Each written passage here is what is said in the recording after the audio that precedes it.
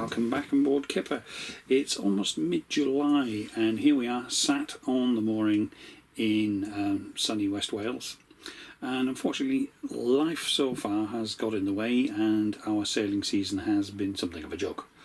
I'm here today really to put the finishing touches to our diesel heater project, and it's been ongoing since December, believe it or not, and it's not that it's been difficult, it's just a case of, as I say, life getting in the way. But we're here today and we're here to get back on with it. So as you recall, the heating system as it stands at the moment, from there the idea is to track the ducting underneath this quarter berth here, run behind the batteries. One of these is stuffed, which is great, so that's going to have to come out today as well, so that's another pain in the butt. So it's going to go through here as far as the ducting is concerned and around in underneath the saloon area here. So that's the plan. Okay, so the decks are cleared. We're going into the lockers now. So what I've done so far is I've made some marks, etc., so I know where I'm going to start cutting. Just an interesting observation, you know, I've seen so many videos online with people that seem to have all the gear, you know, and wonderful toolkits, and I've always been very envious of them, but I've got to say I suddenly noticed how much stuff I've started to accumulate. It's actually quite impressive. Can't say I can use it worth a damn, but I've got it. So let's crack on with it then. Okay, so it goes absolutely nothing.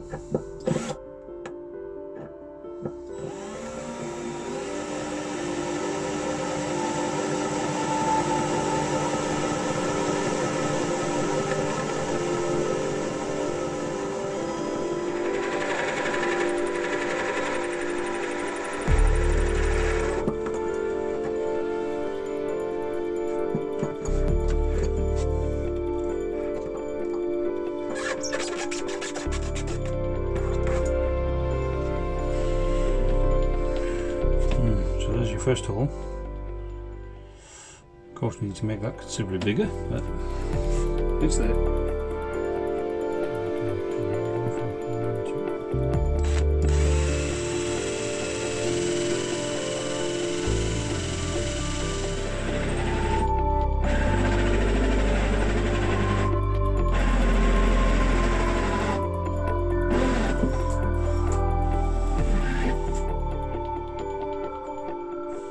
Okay, so due to a lack of tools really, I've effectively butchered 3 holes through here, which is absolutely hideous, but hopefully that'll do the job. Okay, so this is where we are so far. I've got the pipe through, and what I've done is put the lagging, I've only got 3 meters of it, in key areas where there's joints, for example, and I put in the Y joint ready for the first outlet. Unfortunately, one of the lagging sections they sent me was too bloody narrow, so I've had to doctor it for now. As you can see, the pipe is going up there at the moment, but it's just relatively in position at the moment because I need another joint section there and some way of coming up with that. This is the key one that I really wanted to insulate here, which was near the batteries, because obviously I don't want to get the batteries warm, etc. So that's about where we are at the moment. Well, we were doing good guns. I was just installing the fuel tank in here, only to discover that there was another hole in the fuel tank that I put in, and now I have red diesel everywhere. In my attempts to get it out of there again, I then discovered that the lid on the fuel tank doesn't seal properly, so I poured diesel out here as well, pretty much everywhere, and then all over the cockpit as well. So not a happy chap just about now. 2,000 years later.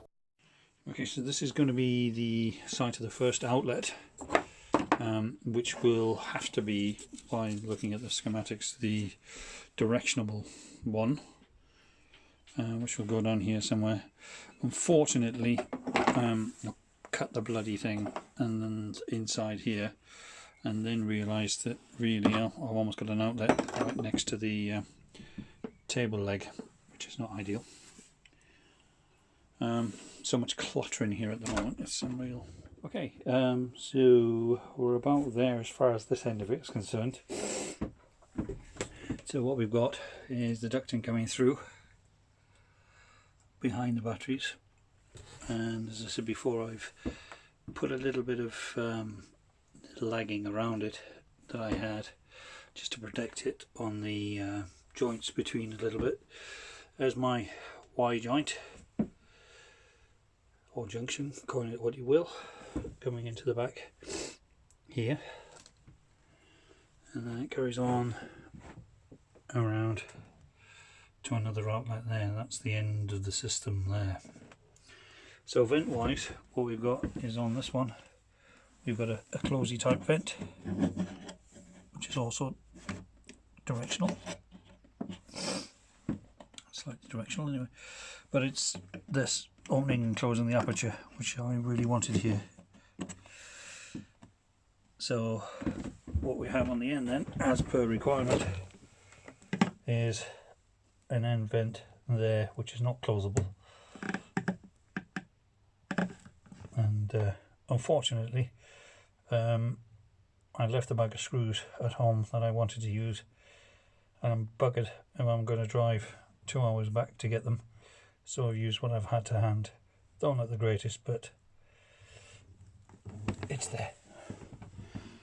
So that's that end of it pretty much sorted, so I can put the boat back together there, and then get on with the other end. So it's coming up to about lunchtime now.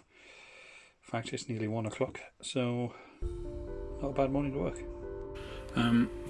Good news is new leisure battery fitted, so that's ready and raring to go. Need to check the angle on that one actually, because it looks like it's up a bit on one edge, so we'll have a look at that afterwards.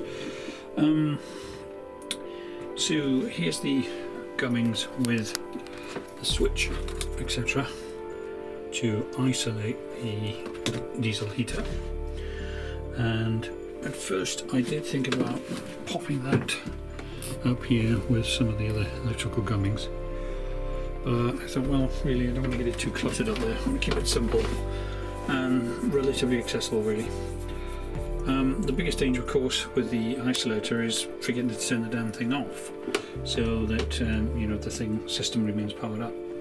So I thought, well, really, here are the other isolators for the alternator and the main isolator switch for the batteries. So it just seems logical to me to put it somewhere in that vicinity, really.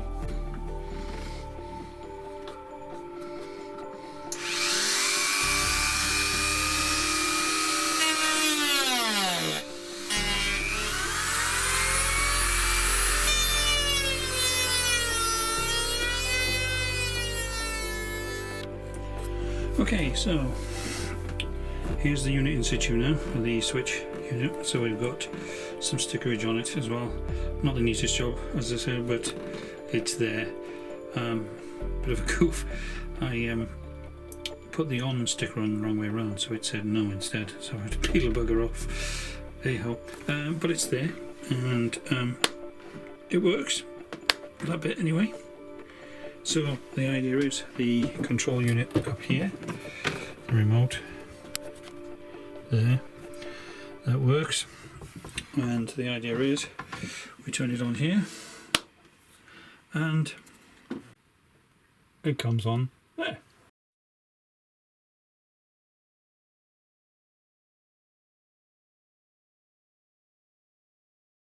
Okay, so I've fired up the beast. The beast is in full flow there, gearing up, and what I've done is I've fed the pipe in for now until I can get a 90 degree, but you get the general idea. to align it properly now. Out to my outlets.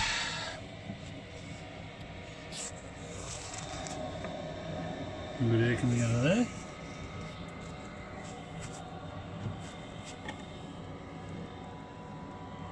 Nice one there. And the other one, which is of course directional. Again, nice one right there. And at least we put my lug in here. It's had the perfectly desired effect. There's no heat coming out of that at all.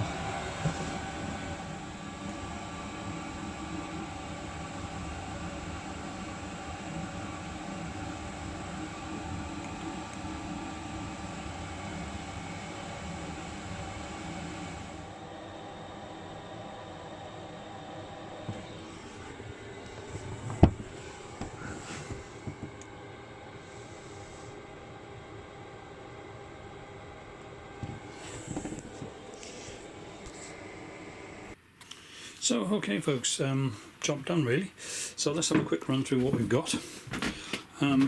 Underneath here is all the batteries, so on and so forth, and this is the switch that we've just recently put in. Controller unit up there. So the good thing about that is hopefully click that on. I've deliberately put the switch that way because it's more likely to get knocked off rather than knocked on, if you know what I mean. And as you see there, the unit is firing up nicely. Okay, outlet wise, apply the ducting etc, which is lagged, is all going underneath the saloon seats, and we've got a closable outlet there, and around to the end here we've got a directional one. So the idea of the directional one was that I could turn the vent so that it would be effectively blowing this way and into the forward cabin, which is sort of a bit of a storage area right now, but it also gets used as well. So that's about it really. The good news is I've last found time to have a clean up in here because it was starting to look crazy, so that's good. Washing up, still ongoing, and then it's get the hell out of Dodge really.